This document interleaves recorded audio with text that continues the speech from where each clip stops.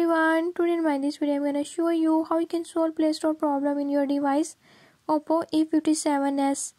In this device Oppo A57s, if you're having any issue like your Play Store is not opening or is not working, I'll tell you few tips and tricks that you can use to fix it.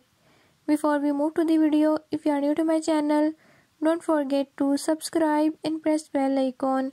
Watch complete video and learn how you can fix it.